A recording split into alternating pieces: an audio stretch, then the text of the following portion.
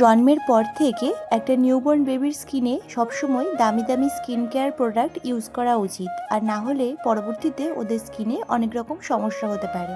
আচ্ছা, যাদের স্বাদ থাকলেও সাধ্য নেই, সেক্ষেত্রে মা বাবারা কি করবে বলো তো? বাজার চলতি বেবি সেফ অনেক প্রোডাক্ট আছে, যেমন সেটাফিল, অ্যাভিনো, সেভামেড, তারপরে ধরো মাদার্স পার্স, টেডি বার, হিমালয়া। তবে তুমি তোমার বেবির জন্য কোনটা ইউজ করবে? সবসময় যে দামিটাই ইউজ করতে হবে সেটাই কি কোনো মানে আছে?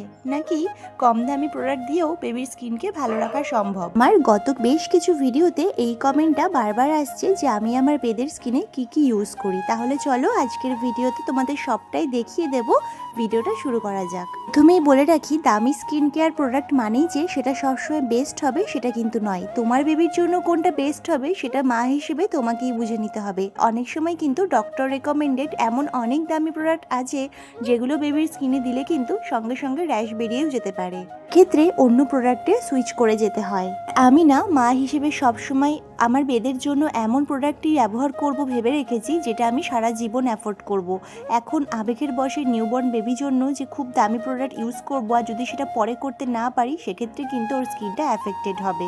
আমি কিন্তু প্রথম থেকে বেশ কিছু স্কিন কেয়ার প্রোডাক্ট ইউজ করেছি, আর তারপরে যেটা আমার কাছে সব থেকে সাধ্যের মধ্যে বেস্ট মনে হয়েছে, এখন কিন্তু সেগুলোই ওকে মাখাই, আর ভবিষ্যতেও কিন্তু সেগুলোই মাখাবো। এই যে প্রথমেই তোমাদের যে দেখালাম ময়েজেল লোশনটা, এটা কিন্তু ফেস আর বডি লোশন, তবে এটা আমি বেদের ফেসে ইউজ করি। ফেসের ক্রিম হিসেবে এই লোশনটা যে আমার কাছে এত ভালো লেগেছে, তোমরাও কিন্তু ইউজ করে অবশ্যই দেখতে পারো। সাথে আমি ওকে যে ম্যাসাজ অয়েলটা দিয়ে ম্যাসাজ দিই সেটা হচ্ছে মাদার্স পার্সের বিভিন্ন প্রোডাক্ট থেকে। তারপরে কিন্তু এইটাকে আমি বেছে নিয়েছি। এটা কিন্তু ভীষণই একটা ভালো ম্যাসাজ অয়েল, তোমরাও কিন্তু ব্যবহার করে দেখতে পারো।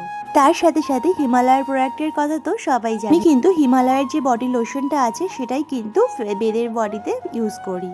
তার সাথে সাথে কি সাবান আর শ্যাম্পু ইউজ করি ওর জন্য, সেটা যদি তোমরা জানতে চাও অবশ্যই কমেন্ট বক্সে কমেন্ট করো, আর একদিন দেখিয়ে দেবো।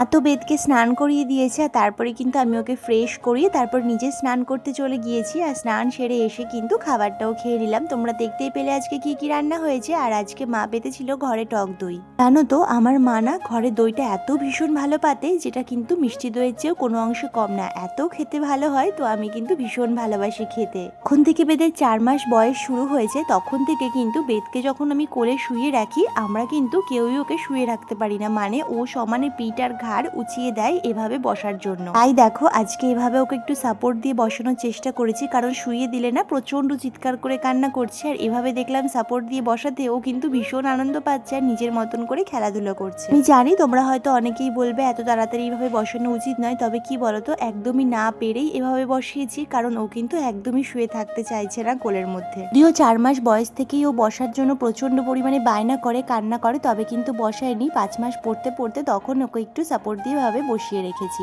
হ্যাঁ, তোমাদের বেবির মধ্যেও কি এরকম তোমরা কিছু নোটিস করেছো? অবশ্যই কমেন্ট করে জানিও।